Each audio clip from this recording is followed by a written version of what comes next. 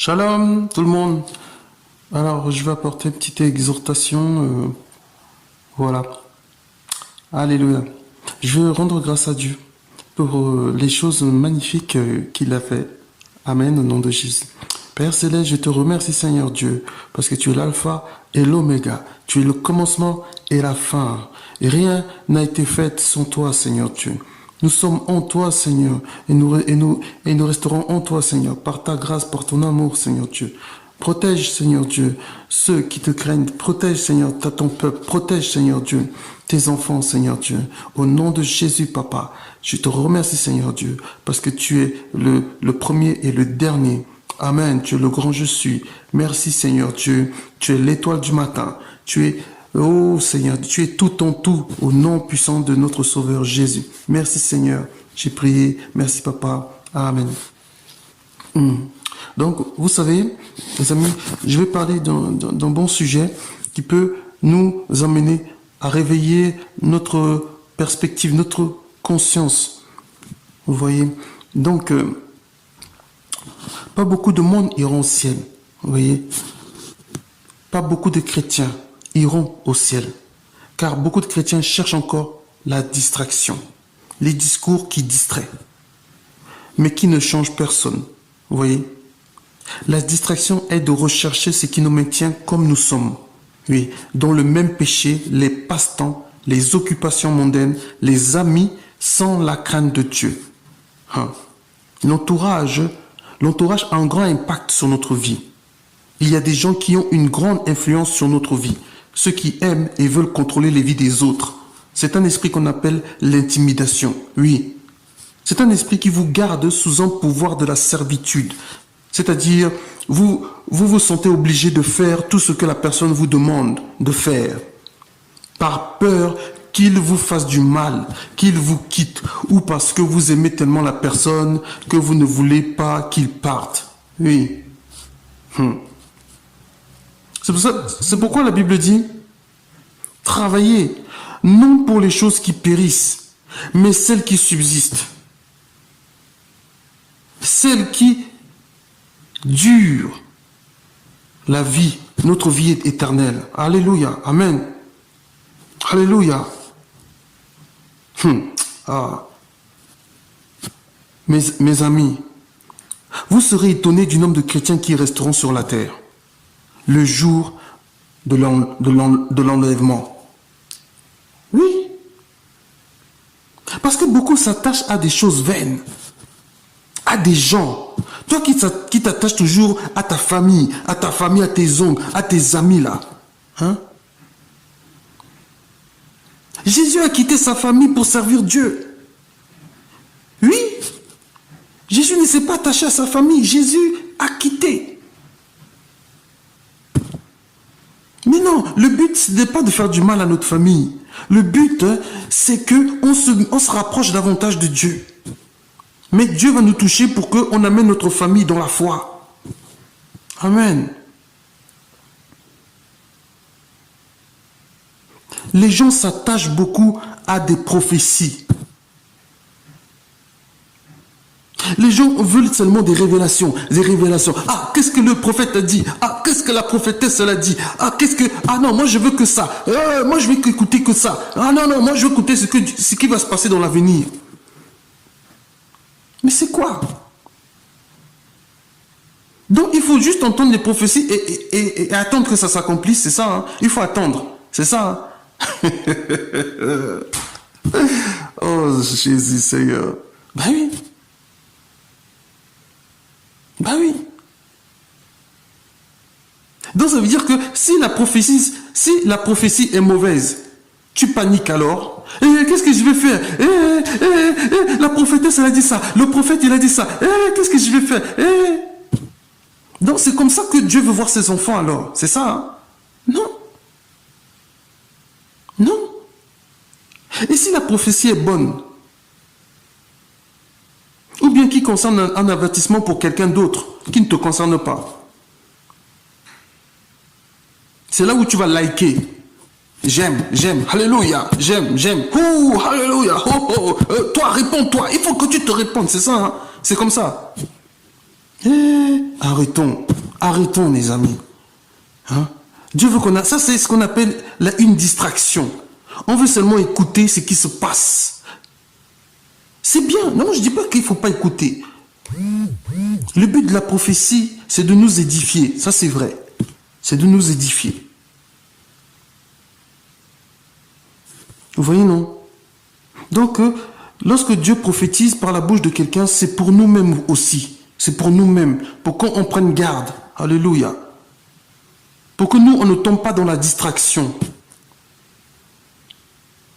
Alléluia. Vous savez, il est plus facile d'écouter les avertissements des autres que nous-mêmes, on nous parle directement. Il est plus facile. Oui. Mais dès que Dieu nous parle à nous-mêmes au travers d'un prophète, c'est bon, on se désabonne de la chaîne. Ça y est, non, on commence à... Ah non, c'est une diablesse. C'est le diable. Non, lui, c'est un démon. Ah, lui, c'est ça. Oui. Oui. Beaucoup recherchent seulement entendre ce que Dieu dit chez les autres. Ah, Jésus. Non, il ne faut pas être intéressé. Il faut être intéressé à ce que mon cœur doit être comme Dieu le veut, changer. Changer. Ça ne sert à rien de croire en Dieu si c'est simplement pour écouter ce que Dieu dit chez les autres. Ça ne sert à rien. Hein? Ça ne sert à rien. Oh, Saint-Esprit. Non. Tu vois? Donc ça veut dire que si toi tu t'intéresses à ça, cela montre le nombre de personnes qui entreront au paradis. Oui. Si les gens s'intéressent à la distraction, tu vas voir combien de personnes suivent telle vidéo. Tu vas savoir. Tu te dis, voilà le nombre de personnes qui sont susceptibles de ne pas, de rater le ciel. Oui. Mais non, je ne dis pas que tout le monde va rater. Non, moi je veux qu'on aille tous dans le paradis. Je veux. Mais pour entrer au paradis, il faut faire un travail sur soi-même. Vous voyez, non? Un travail sur soi-même. C'est-à-dire ce à quoi notre cœur prend plaisir. Amen. Mais non, je ne dis pas ça. Je ne dis pas que les avertissements sont mauvais. Non, sont comme ça. Je veux dire que notre âme doit changer. Notre vie, notre cœur, notre intérieur. Amen. Alléluia. Gloire à Dieu, gloire à Dieu, gloire à Dieu, gloire à Dieu. Il faut se préparer à ressembler à Christ pendant ce court mini-temps qu'il nous reste. C'est un court, un court temps. C'est plus le temps de critiquer, c'est plus le temps de se chamailler, ce n'est plus le temps de crier, Ah, non, c'est plus... Jésus. Éloigne-toi des gens qui provoquent des querelles, qui excitent des querelles. Éloigne-toi. S'il y a quelqu'un, parce que Satan, son but, c'est de te mettre en colère. S'il y a des gens qui viennent seulement pour faire des disputes, éloigne-toi. Sur WhatsApp, si tu reçois toujours des messages des gens qui parlent de tout et de rien, juste pour critiquer tel, pour parler d'un tel, laisse. Laisse.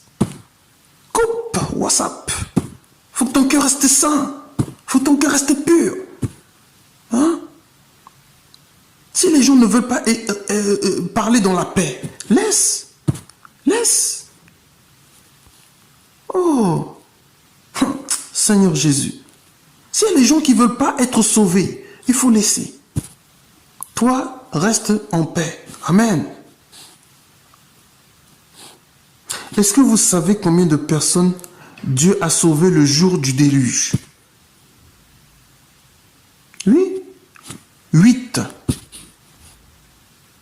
Sur 8, combien d'êtres humains il y avait à cette époque-là sur la terre? Ah. Donc imaginez que Jésus revient pour prendre 8 personnes, c'est un exemple. 8. Pourquoi? Parce que les autres passaient leur temps seulement à se chamailler, dans les distractions. Les quoi là? Comment on appelle ça déjà là? Les séries là. Si c'est les feuilletons ou bien si c'est comment on appelle ça là? Les théâtres africains à la télé. Bon, moi j'ai entendu parler beaucoup les anciens théâtres là de Gou. Hein? Hein?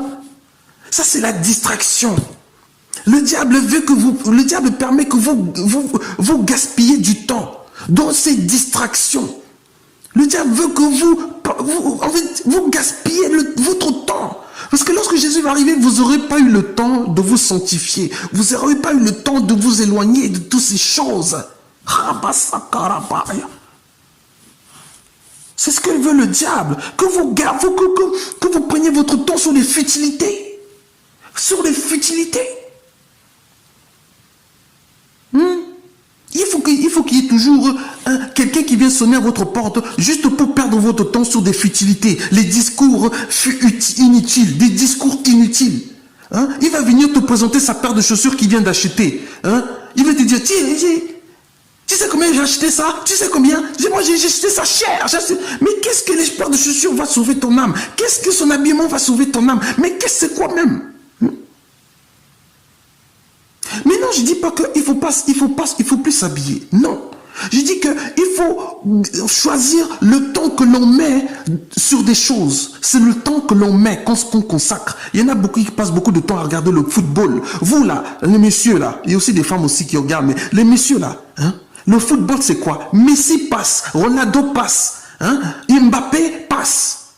C'est qui encore qui joue là? Hein? Tout ça là passe. Les Neymar aussi. Tout ça passe. À l'époque, c'était quoi? C'était qui? Roger Mila, les Maradona, les Diego Silva, tout ça. On n'entend plus parler, non? Ça passe. Les Eto'o, ça passe. Tous ces gens-là qui ont joué dans les années 60, là, on ne les entend plus parler. Également, les joueurs qui jouent aujourd'hui même, on les entendront plus parler. C'est pour ça qu'il ne faut pas s'attacher, il faut laisser haut. C'est quoi? La Bible dit que le ciel et la terre passeront, mais ma parole ne passera point. Ça, c'est la parole de Dieu qui le dit. Hein? Je te dis, qu'est-ce que ton costard a à voir avec l'évangile? Oui. Oh Seigneur. Ça, c'est de l'idolâtrie. Tu passes ton temps à parler d'un tel. Tu passes ton temps à parler de ceci. Tu passes... Il faut arrêter. Il faut arrêter. Sois seulement idole de Jésus-Christ. Et seulement comme idole Jésus-Christ de Nazareth. Ça, c'est ton meilleur ami. Jésus-Christ, c'est ton meilleur ami. Jésus-Christ, c'est ton sauveur. Alléluia. Amen. La Bible dit, Jésus nous a enseigné, Jésus nous a dit ça, celui qui aime son père, sa mère, son frère, plus que moi, n'est pas digne de moi.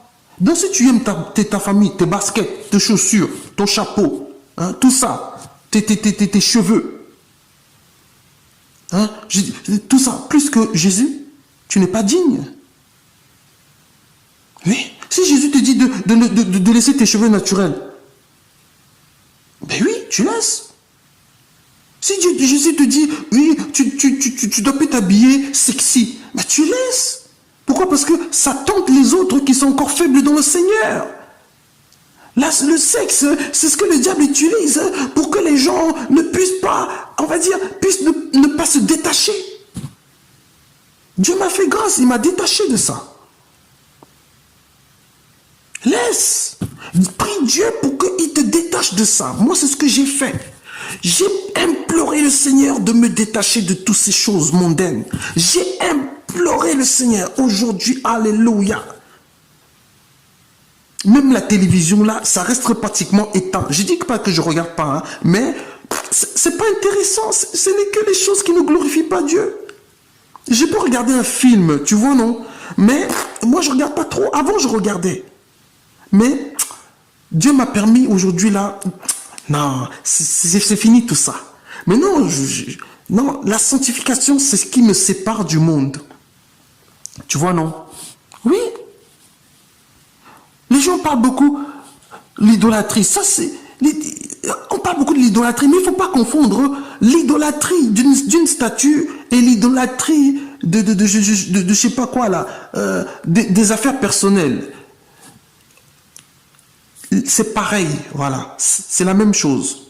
Idole, c'est la même chose. Tout ce qui est sur la terre que tu t'attaches plus que Dieu, c'est devenu de l'idolâtrie. Oui. Tu as l'idolâtrie du cinéma. Tu passes ton temps à regarder les films. Tu ne peux pas t'en passer.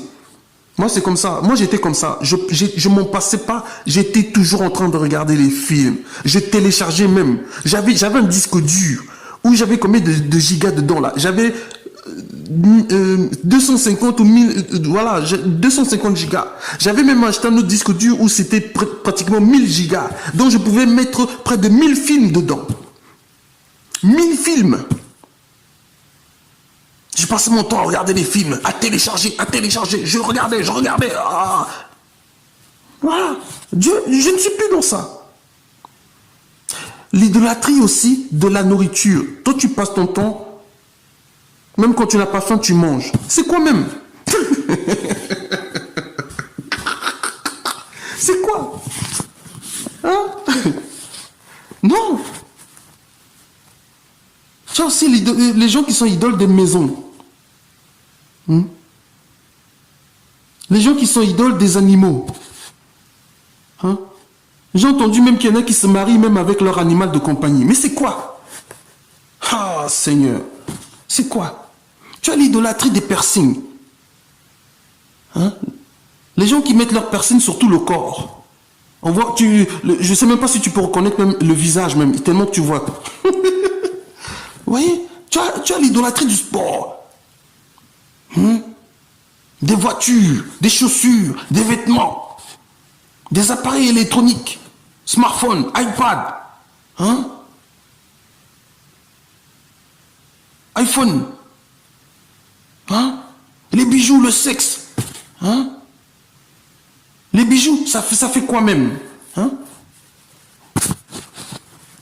tu laisses ton corps sans parure, voilà, la gloire. Le pouvoir, les films, les séries, les maquillages, les fétiches et tout ça. Hein? Les tatouages, les perruques. Hein?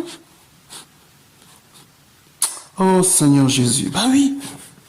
Tu ne dois même pas changer ton sexe. Ben oui. Tu es né naturel. Reste naturel. Oui. Alléluia.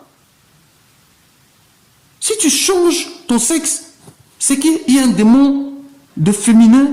Si tu es né masculin, il y a un démon féminin qui est entré dans ton esprit. Et il te persuade que tu n'es pas, que tu es une femme. C'est ça, c'est diabolique. C'est pour ça que tu vois toujours des hommes qui ont des comportements des femmes. Tu vois, bizarre. Enfin bref, vous voyez, non, faut laisser. Dieu maîtrise, il va changer. Tu vois, non? Vous savez, le changement, vous voyez bien, quand les gens ne veulent pas changer, lorsque les gens ne veulent pas changer, c'est parce qu'ils ne veulent pas mourir à eux-mêmes. Ils ne veulent pas mourir à eux-mêmes. Les gens ne veulent pas mourir à eux-mêmes. Pour mourir à soi-même, il faut décider vraiment de suivre Dieu.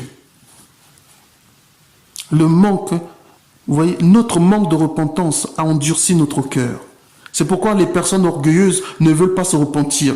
Ils sont tellement fiers de leur réussite, de ce qu'ils possèdent, de tout ce qu'ils ont. Ah, regarde moi je suis milliardaire.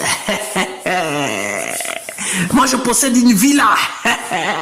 Ah oui, moi, j'ai une tondeuse. Ah, moi, j'ai un grand jardin avec piscine. Ah oui, mon frère, tu peux pas faire mieux, tu peux pas faire mieux. Moi, j'ai réussi, mon frère. Vous voyez? Trop de fierté.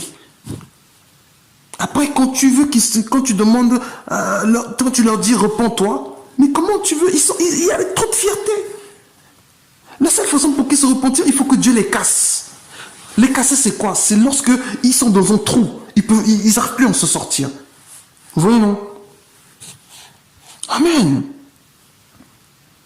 Rejetons la haine, la méchanceté, la jalousie, l'orgueil, l'arrogance, l'idolâtrie.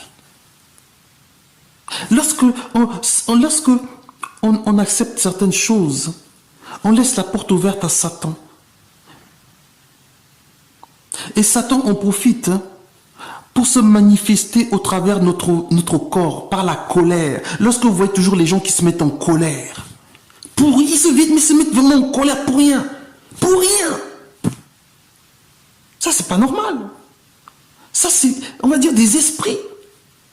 Donc, c'est pour ça que ces esprits-là sont entrés à cause des portes ouvertes, soit dans l'idolâtrie, les accessoires. Comment on appelle les accessoires mondains. C'est pour ça que, oh, de grâce, mes amis, laissez tout ce qui n'appartient pas au corps naturel. Laissez. Pourquoi? Parce que vous laisserez entrer les démons. Si vous mettez sur votre corps les choses qui n'appartiennent pas au corps naturel. Ce sont des choses que Dieu n'a pas mises sur le corps naturel. Et ne vous étonnez. Et c'est là que vous rencontrez souvent des gens qui sont agressifs. C'est pas eux, ce sont les démons qui sont entrés au travers ces accessoires. Les gens qui sont méchants, orgueilleux. Bah oui. Notre caractère change par rapport aux portes ouvertes qu'on a laissées entrer suite aux accessoires qu'on a mis sur nous. Ben oui. Ben oui. Après on dit que oui, c'est son comportement qui est naturel. Non. Dieu a créé l'homme bon. C'est le diable qui est venu détruire cette bonté. Adam et Ève étaient pleins d'amour. C'est qui est venu modifier cet amour-là, ce machin? C'est le diable. Shandaraba Shakaraba. Les accessoires mondains n'appartiennent pas au corps. C'est le diable qui a créé ça pour que les gens ouvrent leurs portes des démons. Pour que les démons entrent dans votre corps et changent votre caractère, changent votre personnalité. Et ce n'est pas vous qui réagissez. Ce sont ces esprits démoniaques qui sont en train de détruire vos familles, vos relations, votre travail. Tout ce que vous êtes en train de faire. Shandai. Ben oui. Vous pensez que le diable, il s'est vacciné contre votre vie? Non. Le diable ne peut pas se vacciner contre votre vie. Notre vaccin, notre seul protecteur, c'est Jésus-Christ. Et maintenant, il ne faut pas accepter les choses que le diable a créées pour nous détruire. Mon Dieu. Lorsque tu vas brûler dans le lac de soufre, il sera trop tard. Tu ne pourras plus dire « si je savais ». Ben oui. Ben oui. Ben oui.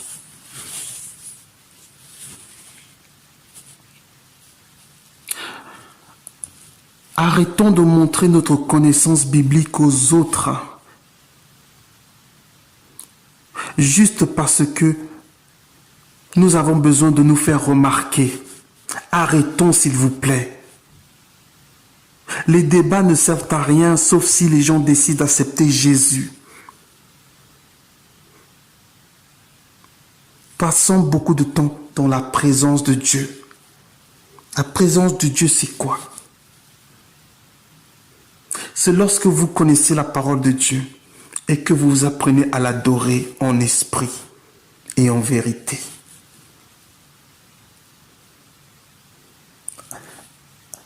Adorer le Seigneur en esprit, en vérité, c'est quoi? Parce que nous, il y a trop de chrétiens, trop charnels, et qui se disent, ils prient Dieu. Je vais vous expliquer. Gloire à Dieu. Dieu est esprit. Et ceux qui l'adorent, l'adorent en esprit et en vérité. Ça veut dire que nous ne nous basons pas sur une perspective humaine pour voir Dieu. C'est-à-dire que tu fermes tes yeux et tu apprends à adorer quelqu'un que tu connais dans la Bible. Tu apprends à remercier quelqu'un que tu as lu dans la Bible. Tu apprends à le rendre grâce. Tu apprends. Jésus reviendra prendre ses adorateurs. Ses adorateurs. Ses adorateurs. Pas des charlatans qui se disent connaisseurs de la Bible et qui vont raconter n'importe quoi sous prétexte parce qu'ils ont envie d'être connus. Sous prétexte que ça leur fait mal que les autres puissent être connus et pas eux. C'est quoi? Passe du temps à adorer, à adorer. Dieu te voit quand tu es dans le secret. Fais pas semblant. Dieu te récompensera. Ne cherche pas à te faire voir. Alléluia. Dans le ciel, on passera beaucoup de temps à louer et adorer. Donc sur la terre, on doit aussi adorer, louer. Passe beaucoup plus de temps à adorer, louer qu'avec les parloirs avec les autres. Passe beaucoup de temps plus à adorer, à passer du temps, à parler à Dieu, adorer. Shakarabandoya. Et tu vas voir que ton intimité avec Dieu va évoluer. Tu vas connaître Dieu sous une autre perspective, sous une autre dimension.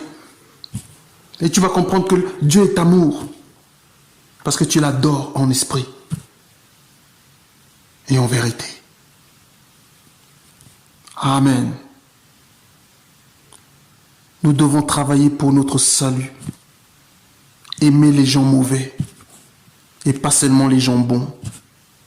Jésus a dit, si vous aimez ceux qui vous aiment, quelle récompense méritez-vous? Il faut aimer tout le monde.